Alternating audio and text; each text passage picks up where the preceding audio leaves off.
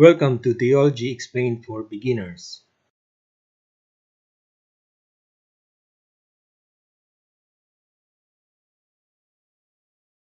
Our new topic is about the law.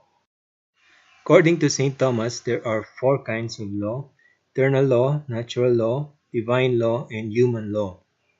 We are already familiar with human law, so we will concentrate on eternal law, natural law, and divine law. Eternal law. Eternal law is in the mind of God, which humans cannot know. Contained in it are the laws which govern the universe and control the life cycle of everything in existence. So when God created the whole universe, the whole world at the beginning, He saw that it was very good. And under the governance and control of His eternal law, it remained very good until sin came along. What about divine law? Divine law is the law of God that was revealed to His people. And we find this story in the Old Testament when God gave the law and revealed it to His people in the Old Testament. And this is what we call revealed law. Now, to understand better why God gave the law, let us find out what is the will of God. God created us in this world, but He did not intend us to be permanent here in this world. He wants us to be united with Him in heaven. And so our destiny is to be with Him in heaven. And this is the will of God. This is our journey. And so God gave us the law so that we can be with Him in heaven.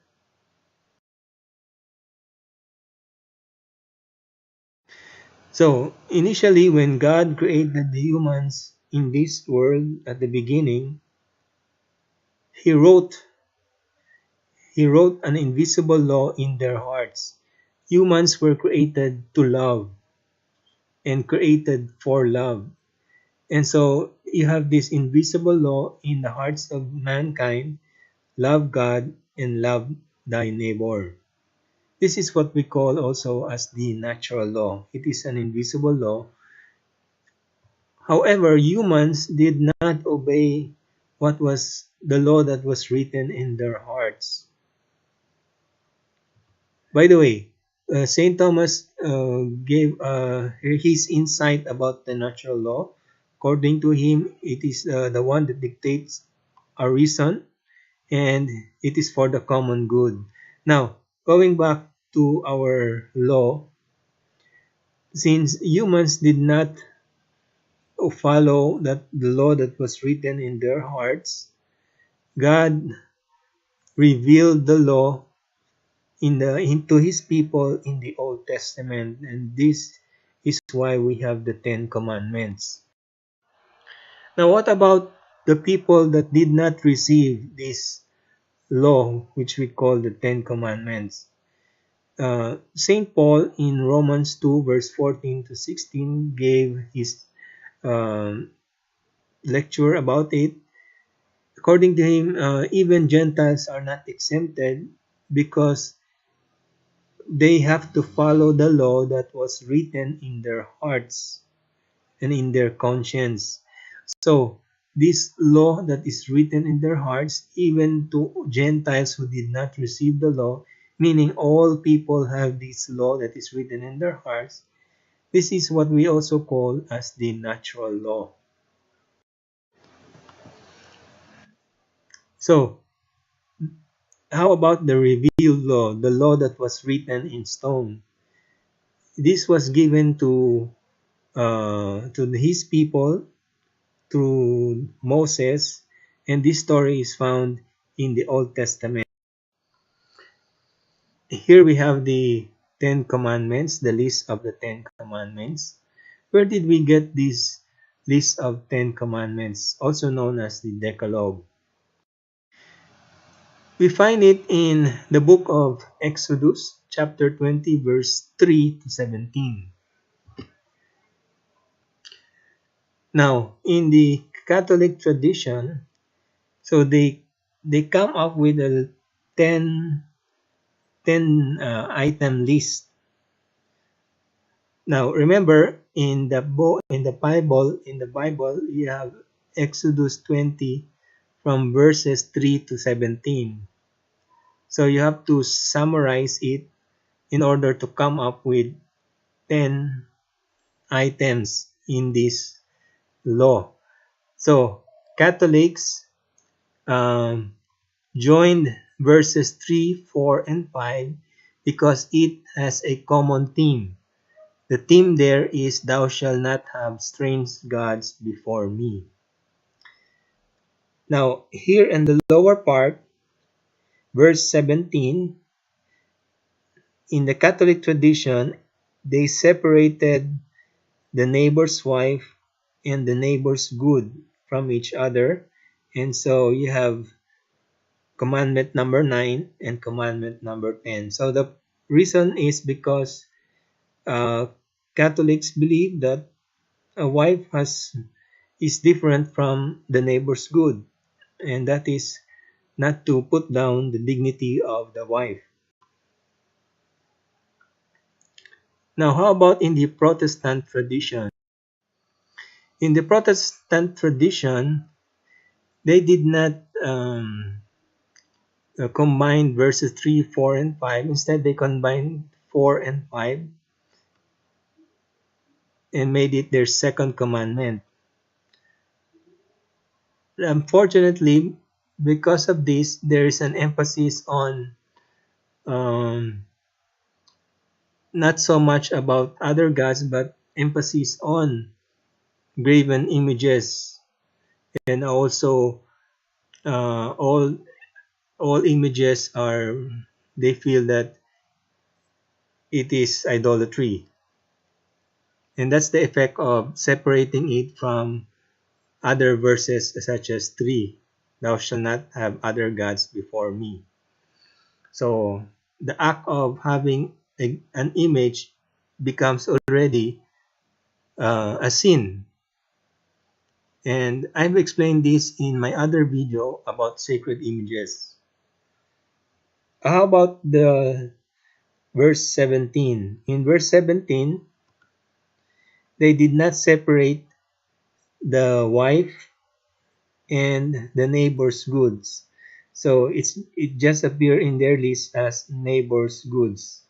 And I take it that the wife is already included in that commandment number 10.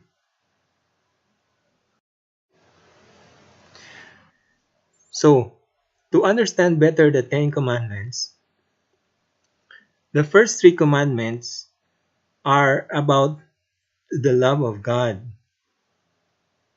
while commandments number 4 all the way down to 10 are about the love of neighbor.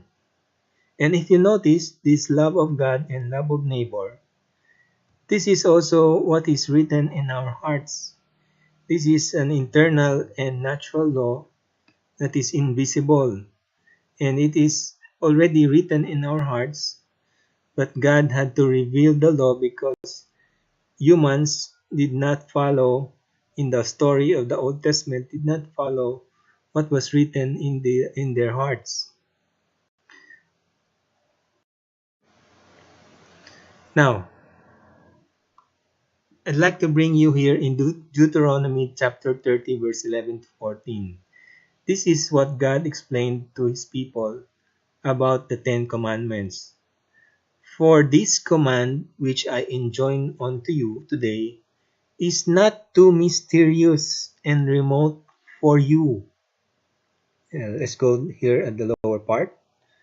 "No, it is something very near to you, already in your mouths and in your hearts." So this law is already, the 10 Commandments is already a law that is written in their hearts, just like what we saw in the earlier slide. And what God wanted was you only have to carry it out. And you can already feel what uh, God saw in his people, that His people were not carrying out what is written in their hearts.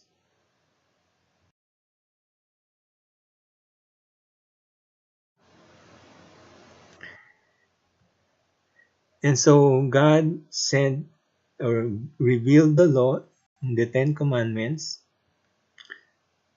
and the Israelites actually they focused too much on these Ten Commandments, the law that was revealed, and they forgot about this law that was written in their hearts. That was they were supposed to love their God and to love their neighbor.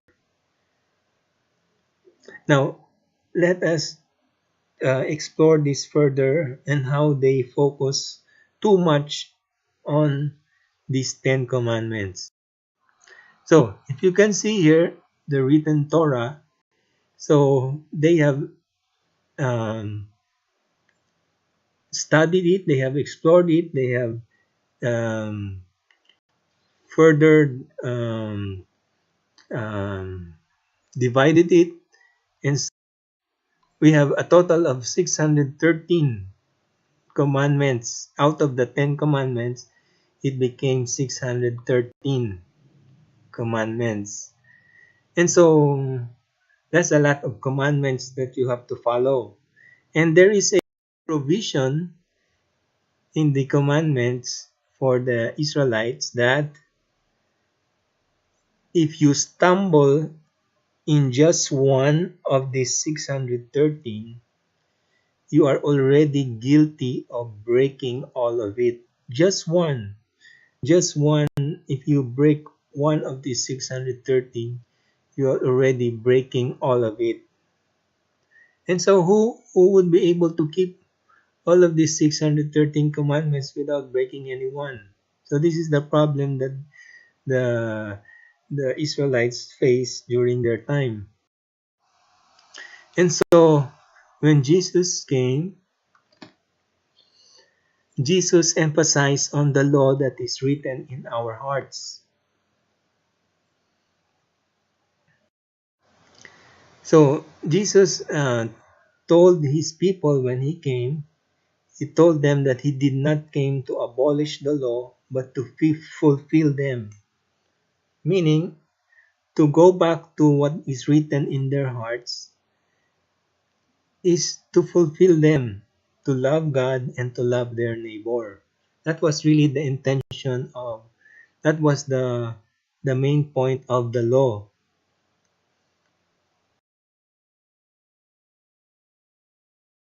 Where the Ten Commandments was given, was revealed because humans did not follow what was written in their hearts. And this is what we call the natural law. So when Jesus came, he gave what we call the law of love. That is to love God with our whole heart, mind, soul, and strength, and to love our neighbor as according to Jesus as he has loved us. This is also what we call the new commandment of Jesus, to love thy neighbor as he has loved us. So love God and love of neighbor.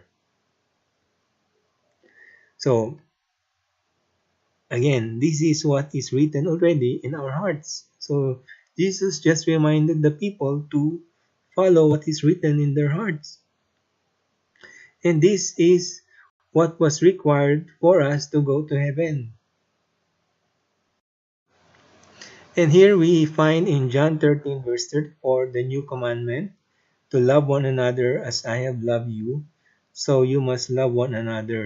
This is what Jesus said to his apostles.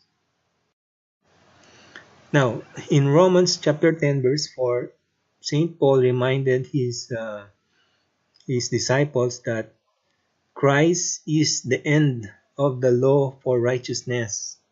Christ is the end for law. Christ is the end of the law for righteousness to everyone that believes. What is the meaning of this, that Christ is the end of the law? It means that the law was there to remind the people. It's like an advice from coming from the Father. But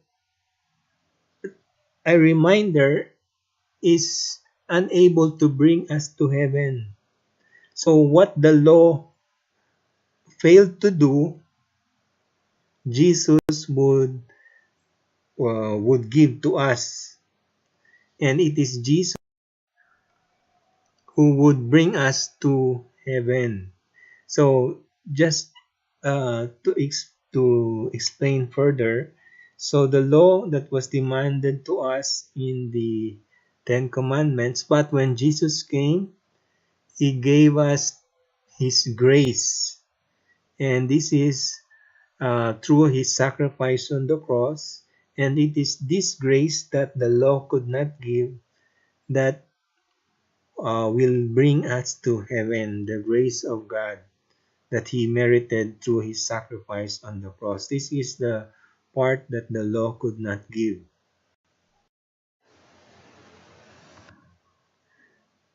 Now, just to, before I end this topic, uh, if we do not follow the will of God, and we do not, in our journey, we do not go and follow the will of God, the reason is that we fail to love God and we fail to love our neighbor. The law that is written in our hearts, and we are not able to arrive and to obey what is the will of God. And the most common reason for this is the love that is supposed to be directed to God and directed to our neighbor is now directed to self. And this is the most common reason why uh, we are not able to, we fail in loving God and loving His people, because the love that is supposed to be for God and His people is directed at self. This is a wrong kind of self-love. There's also a right kind of self-love. I explained that in another video, but this is the wrong kind of self-love. That is a that is love that is directed at self.